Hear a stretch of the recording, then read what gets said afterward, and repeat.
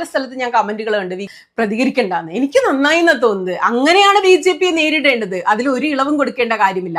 ആ തരത്തിൽ BJP നേരിട്ട് വിജയിച്ച ആളാണ് VK പ്രശാന്ത്. അദ്ദേഹത്തെ രാഷ്ട്രീയം പഠിപ്പിക്കാനുള്ള വിവരമൊന്നും ഇപ്പൊ ആർക്കും ഉണ്ടെന്ന് എനിക്ക് തോന്നുന്നില്ല. അദ്ദേഹത്തിന് അറിയാം BJP എങ്ങനെ നേരിടണ്ടെന്ന്.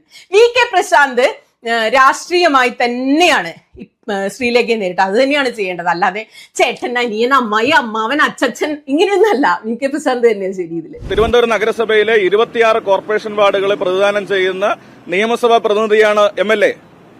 ഒരു ചെറിയ വാർഡിന്റെ പ്രതിനിധിയായിരിക്കുന്ന അവര് ഇന്നലെ വന്ന് അവര് മുൻ മേയറായിരിക്കുന്ന അല്ലെങ്കിൽ നിലവിൽ MLA ആയിരിക്കുന്ന ഒരാളെ ഈ നിലയിൽ അവഹേളിക്കുന്ന പ്രസ്താവനകൾ നടത്തുന്നത് ശരിയാണോ? ഇപ്പൊ തിരുവനന്തപുരത്ത് നടക്കുന്നത് പലവിധ മേയർമാർ തമ്മിലുള്ള ഒരു മത്സരമാണ്.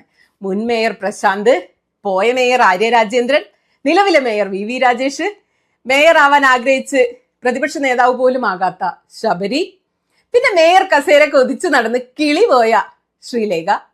അടുത്ത നിയമസഭാ തെരഞ്ഞെടുപ്പ് കഴിയുമ്പോൾ അറിയാം ആരാണ് മികച്ച രാഷ്ട്രീയക്കാരനെന്നും ഈ മേയർമാരിൽ ആരെയാണ് ജനം നെഞ്ചേറ്റിയതെന്നും സ്നേഹിക്കുന്നതെന്നും. അല്ലെ? ഇത്രയും ധിക്കാരവും ധാർഷ്ട്യവും നിറഞ്ഞ ഒരു മേയറെ തിരുവനന്തപുരം ജനത കണ്ടിട്ടില്ല. അല്ല ചങ്ങായിമാരെ, ഞാൻ ഒരു കാര്യം ചോദിച്ചോട്ടെ. ഈ ആര്യ രാജേന്ദ്രന്റെ അഹങ്കാരാണെന്ന് ചെല്ലുന്നിടത്തെല്ലാം പറഞ്ഞു നടക്കുകയാണ് ഡെപ്യൂട്ടി മേയർ ആശാനാഥ്. ശരി, സമ്മതിച്ചു. ഒരു വാദത്തിന് വേണ്ടി നമ്മൾ സമ്മതിക്കുക.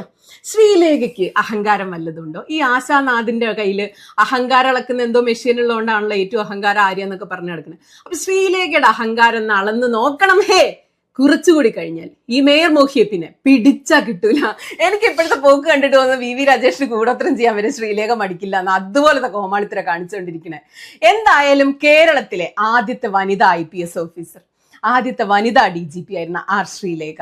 നമ്മൾ ഒരു കാലത്ത് അഭിമാനിച്ചിരുന്നു ഇവരെ കുറിച്ച്. ഇങ്ങനെ കോമാളി ആയത് കാണുമ്പോൾ ചാളിപ്പ് തോന്നുന്നു കേട്ടോ. എന്തിടെ BJPയിൽ പോകുന്നവരുടെയൊക്കെ കിളി ഇങ്ങനെ പാറി പാറി പാറി പോകുന്നു, ടപ്പ് എന്ന് പറഞ്ഞ് പാറിപ്പോകുന്നു. എന്തായാലും BJP ഒന്നും കാണാതെയല്ല ശ്രീലേഖയെ മേയറാക്കാതിരുന്നത്. അവരുടെ കിളി പാറി എന്ന് ആദ്യം മനസ്സിലാക്കിയത് BJP